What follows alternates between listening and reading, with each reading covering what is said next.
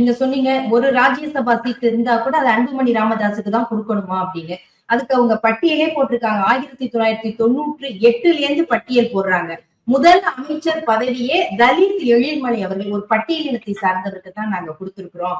அதே மாதிரி 99ல வந்து 2வது மத்திய அமைச்சரும் பொன்னுசாமின்னு அவரும் ஒரு பட்டியல் இனத்தவருக்கு தான் நாங்க கொடுக்கிறோம். இது மாதிரி வரிசையா கொடுத்துட்டு தான் வரோம். 5வதாகத்தான் அன்புமணி ராமதாஸுக்கு கொடுக்கப்பட்டது. இந்த முறை திமுகவுல இருக்குதா? அப்ப உங்களுக்கு அது தெரியுதான்னு உங்ககிட்ட கேக்குறாரு. அப்ப நாங்க நேரடியா அன்புமணி ராமதாஸ கொடுக்கல. மரியாதைக்குரிய அண்ணன் தியாக வேங்கை ஜி.கே. மணிக்கு நான் நினைவுபடுத்த விரும்புறேன். தலித் எழில்மலை எம்பி மத்திய அமைச்சராகும் போது அன்புமணி எம்பி அல்ல. பொன்னுசாமி அமைச்சராகும் போது அன்புமணி எம்பி அல்ல. அன்புமணி அப்படியே எம்பி இருந்தா அவர் தான் மத்திய அமைச்சர்.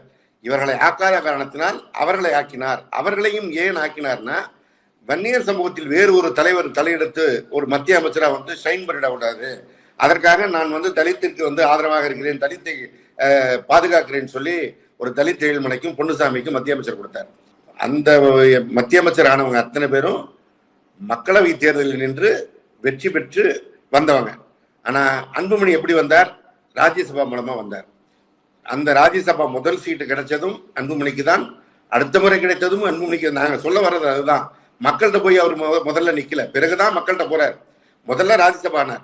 அந்த ராஜ்யசபானதுக்கும் திராவிட முன்னேற்ற கழகத்தின் உறுப்பினர்கள் ஓட்டு போட்டுதான்.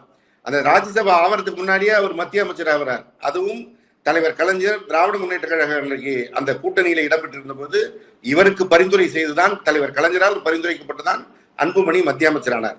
இது எல்லாம் திமுகவில தான் இவங்க வளர்ந்தது, இவர்கள் பதவி பெற்றது அத்தனையும். ஆனால் திமுகவை தான் அவர் எப்பொழுதும் குறை சொல்வார்.